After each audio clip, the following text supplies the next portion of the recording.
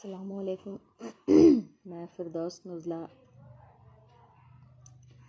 آج میں اپنی 12ویں جماعت کے بچوں کو MIL اردو سے نیا موضوع پڑھانے جا رہی ہوں جس کا نام ہے میری سرگزشت. اس میں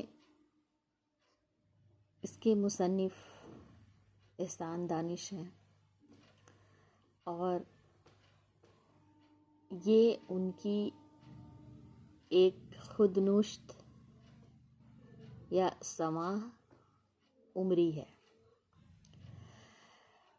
تو سب سے پہلے میں ان کی تعارف کراتی ہوں. یہ مقالہ نگاری میں احسان دانش کے نام سے مشہور ہوئے، لیکن ان کا جو اصل نام تھا وہ احسان الحق تھا. یعنی اصل نام احسان الحق اور قلمی یہ میں احسان دانش کے نام سے مشہور تھے. ان کی ولادت، ان کے والد کا نام قاضی دانش علی، اور ان کی ولادت یعنی ان کی پیدائش کب ہوئی؟ 1916 میں. کہاں؟ مظفر نگر UP ہے نا، کاندھلا. ان کی وفات 1982 میں ہوئی.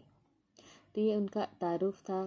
اس میں آپ لوگوں کا سب سے اہم کوشچن ان کا اصل نام یاد کر لیجئے گا، چونکہ یہ ان کا نام احسان دانش تھا لیکن ان کا اصل نام احسان الحق ہے.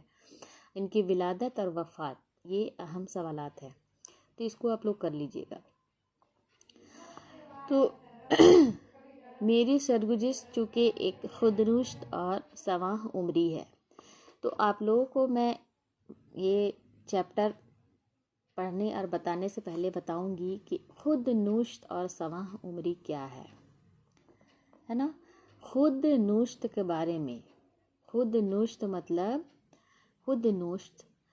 خود پر لکھی ہوئی اپنی زندگی کے بیتے پل کو خود سے لکھنا، یہ خود نوشت کہلاتا ہے نا. یا سماح عمری یعنی بیتے ہوئے پل کو اپنی نثر کے طور پر کسی کے سامنے پیش کرنا، یہ سماح عمری یعنی اپنی عمر کی جتنے بیتے ہوئے پل ہے اس کو نثر کے طور پر پیش کرنا. تو یہ ہو گیا خود نوشت. چونکہ انہوں نے اپنی اس جو چیپٹر ہے اس میں اپنی زندگی کے بارے میں، اپنی زندگی کی حقیقتوں کے بارے میں انہوں نے اس سماح عمری میں ذکر کیا ہے. تو یہاں پر انہوں نے دیکھتے ہیں کہ انہوں نے کیا بتایا ہے. تو اس کو پڑھنے سے پہلے آپ لوگوں کو بتا دوں کہ یہ چونکہ ان کے زندگی کے بیتے ہوئے پل کا ذکر کیا ہے جو ایک کہانی کے طور پر ہے. تو اگر ہم لوگ ایک بار اس کو پڑھ لیتے ہیں تو ہم لوگوں کو اندازہ ہو جائے گا کہ ان کی زندگی میں کیا کیا الگ ہوا تھا، کس طرح سے وہ آگے بڑھے، کس طرح سے اپنے زندگی کو وہ اپنے بیتے ہوئے پل کو اپنے ہم لوگوں کے سامنے پیش کیا ہے. تو آئیے ہم لوگ دیکھتے ہیں. میری سرگزشت احسان دانش کی خودنوشت اور سماح عمری ہے. خودنوشت آپ لوگوں نے سمجھ لیا. خودنوشت یعنی اپنی زندگی کے بارے میں خود لکھنا، اسی لیے خودنوشت. انہوں نے بتایا کہ ان کی پیدائش قصبہ کاندھلا مظفر نگر UP میں ایک مزدور گھرانے میں ہوئی. کاندھلا کی سرزمین علوم نوازی اور ادب پروری کے لحاظ سے تاریخی اور مشہور جگہ ہے. یعنی مظفر پور UP. انہوں نے اپنے اس شہر کے بارے میں بتایا کہ اس کی سرزمین علوم نوازی یعنی علم کی جمع علوم، یعنی علم کے ادب سے دیکھا جائے تو یہ ایک تاریخی اور مشہور جگہ ہے. ان کے والد کیا تھے؟ قاضی علی، قصبہ باغپت ضلع میرٹھ کے رہنے والے تھے. ان کے والد یعنی ان کے ابا، مگر ان کے نانا ابو علی کے انتقال کے بعد وہ کاندھلا چلے آئے. یعنی اس کے جو والد تھے وہ میرٹھ کے رہنے والے تھے، لیکن جب ان کا نانا کا انتقال ہو گیا تو وہ پھر کاندھلا جہاں مظفر نگر وہ واپس آ گئے. در سپاہی کی نوکری کرنے لگے، مگر بعد میں نہروں کی کھدائی کرانے والے ٹھیکیداروں میں میٹ کا فریضہ انجام دینے لگے۔ یعنی کہ پہلے جب وہ کاندلہ آئے تو در سپاہی کی نوکری کرتے تھے، کون؟ ان کے والد، مگر بعد میں نہروں کی یعنی جو نہر کی جو کھدائی کرتے تھے ٹھیکیدار لوگ، ان کے ساتھ مل کر اپنا کام شروع کر دیے۔ ان کے رشتہ داروں نے حویلی کی دوسری منزل میں ایک مختصر سا بوسیدہ کمرہ ان لوگوں کو دے رکھا تھا۔ یعنی کہ ان کے جو رشتہ دار تھے ان کو بہت بڑی ان کی حویلی تھی ان لوگوں کی، تو حویلی کی دوسری منزل میں ایک چھوٹا سا اور ایک اندھیرا چھوٹا سا کمرہ ان لوگوں کو دے رکھا تھا۔ کس کو؟ اس کے والد اور اس کو، جس کی چھت میں آئے دن سانپ رینگتے دکھائی دیا کرتے تھے۔ ہر برسات میں اس کا کوئی نہ کوئی حصہ گر جاتا اور کمرے میں کواڑ تھے ہی نہیں۔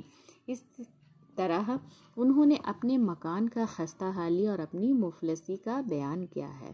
تو یہاں پر ہمارا نیکسٹ پیراگراف میں احسان دانش اپنے بارے میں بتا رہے ہیں کہ ان کے جو رشتہ دار تھے ان کا بہت بڑا حویلی تھا، ہے نا، وہ بہت بڑے حویلی میں رہتے تھے اور شاہانہ طرز کی عمارت تھی، لیکن اس کے جو رشتہ دار تھے انہیں ایک دوسری منزل میں ایک بہت ہی خراب کمرہ دے دیا تھا، جس میں آئے دن وہاں سانپ بھی نکلتے رہتے تھے اور برسات میں اس کا کوئی نہ کوئی حصہ گر جاتا تھا، کیونکہ بہت بہت پرانے مکان تھے اور اس کمرے میں کواڑ تھے ہی نہیں۔ کواڑ مطلب اس میں دروازہ، کواڑ کا مطلب یہ پرانا ورڈ ہے جو لوگ پہلے اس کا استعمال کرتے تھے، کواڑ۔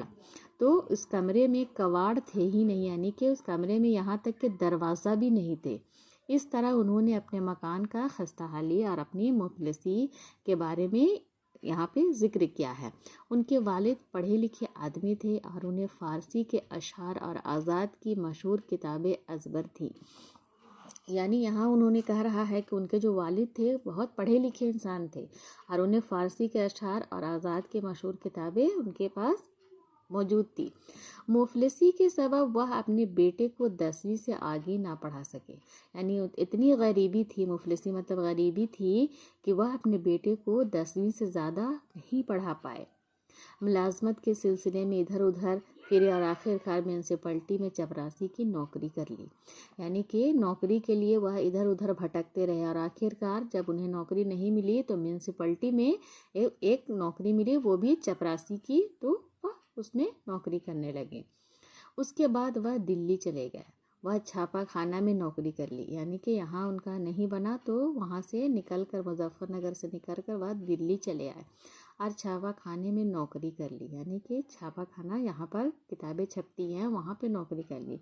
اس طرح بھٹکتے ہوئے وہ لاہور آئے، دلی سے پھر لاہور آئے اور یہاں باورچی کا کام، مزدوری کا کام، دربہ کا کام، راج مستری کا کام، ٹھیکیدار بنے، چپراسی بنے اور باغبان کے پیشے آزمائے، مگر کتابوں کا مطالعہ برابر جاری رکھا۔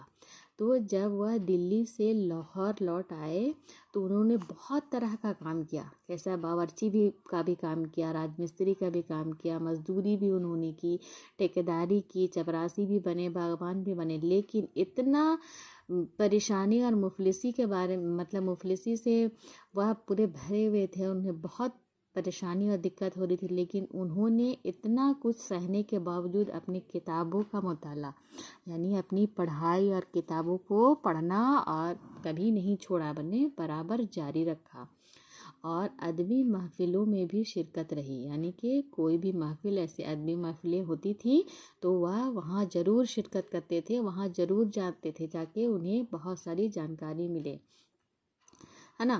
آخر کار ایک مطبع کے کتب خانے میں 20 روپے ماہانہ نوکری کی اور بال بچوں کی پرورش کرتے ہوئے اپنی پہلی کتاب حدیث ادب شائع کرائی۔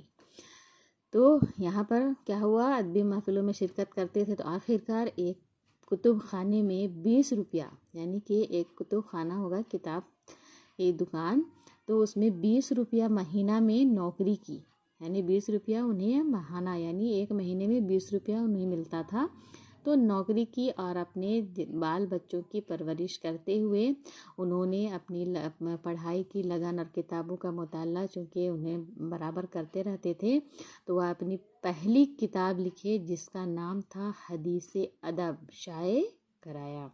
تو یہ ان کی پہلی کتاب ہے، کس کی؟ احسان دانش کی، ہے نا۔ جس کا نام حدیث ادب، انہوں نے اسی کتب خانے سے شائع کرائی۔ تو یہاں پر انہوں نے یہاں سے ایک کوشچن آپ لوگوں کا بہت ہی اہم بنتا ہے کہ یہاں پوچھ دے گا کہ احسان دانش کی پہلی کتاب کا نام کیا ہے نا؟ اس طرح سے معروضی سوالات پوچھے جائیں گے کہ احسان دانش کی پہلی کتاب کا نام کیا ہے، تو آپ لوگ کیا لکھیے گا؟ حدیث ادب، ہے نا؟ یہ بہت ہی اہم سوال ہے، یہ آپ لوگ اچھے سے کر لیجئے گا۔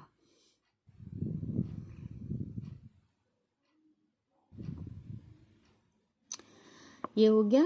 تو یہاں پر چونکہ احسان دانش اپنی زندگی کے مرحلے، اپنے زندگی کے بارے میں کس طرح سے اتار چڑھا ہوا، کس طرح سے انہوں نے محنت کیا، کس طرح سے وہ آگے بڑھے، اتنی جد و جہد کے بعد، اتنی مفلسی کے بعد بھی انہوں نے اپنی کتابوں کا مطالعہ نہیں چھوڑا، اور آخر کار اپنی جس خواہش کو وہ اپنے دل میں دبائے ہوئے تھے وہ آخر کار انہوں نے پورا کیا، اور اپنی پہلی کتاب بھی لکھی اور شائع کرائی۔ تو یہاں پہ احسان دانش یہ بتانا چاہ رہے ہیں کہ اگر دل میں لگن اور جذبہ ہو تو ہم لوگ کچھ بھی کر سکتے ہیں۔ اتنی مفلسی کے بعد بھی ان کی لگن، ان کی محنت، ان کا مطالعہ میں ذرا بھی کمی نہیں آئی۔ وہ اتنے کچھ کام کو انجام دیتے ہوئے اپنے کام کو انہوں نے سراہا اور آگے بڑھایا۔ تو یہ ہم لوگوں کے لیے ایک بہت ہی اچھا درس ہے کہ ہمیں اپنے کام سے پیچھے نہیں ہٹنا چاہیے، بلکہ اپنے دل میں جو لگن ہے اس کو ہمیشہ بنائے رکھنا چاہیے۔ اگر ہم دل میں اپنی لگن کو بنائے رکھیں گے تو انشاءاللہ ضرور ہم اپنے کام میں کامیاب ہو سکتے ہیں۔ تو یہ ہم لوگوں کے لیے بہت ہی بڑے درس کا یہاں پر میسیج دے رہے ہیں کہ جتنی بھی پریشانی، دقت، مفلسی ہو، اپنے جذبے کو کبھی نہیں جھکنے دینا چاہیے، اسے ہمیشہ برقرار رکھنا چاہیے، جس سے ہم لوگ آگے بڑھ سکے۔ تو انہوں نے ہمیں اپنی خودنوش یعنی اپنی زندگی کے بارے میں، اپنے سواں عمری میں انہوں نے اپنی زندگی کا ذکر کیا ہے۔ تو یہ ہوئی ان کی خود نوشت۔ تو اس طرح سے ان کی زندگی کے بارے میں آپ پڑھ کر اسے اپنے زبان میں اپنے خلاصہ کو لکھ سکتے ہیں، اور اس سے چونکہ لانگ کوشچن آتے ہیں، یہ 6 یا 8 نمبر کا آئے گا، تو اس کو آپ لوگ اچھے سے کر لیجئے۔